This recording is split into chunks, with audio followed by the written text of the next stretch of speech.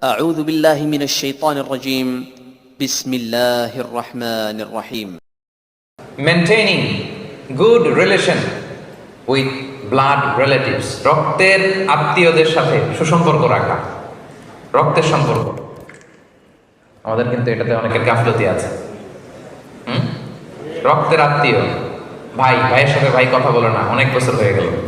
বাংলাদেশে তো এগুলো নাই, তাই না? হ্যাঁ, অনেক।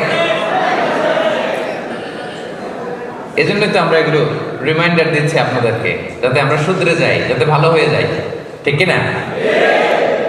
রক্তের আত্মীয়দের সাথে সুসম্পর্ক রাখতে হবে, খোঁজ খবর নিতে হবে, তাদের বাড়িতে যেতে হবে, মাঝে মাঝে পারলে কিছু হাদিয়া দিতে হবে, বিপদে একটু দাঁড়াতে হবে পাশে।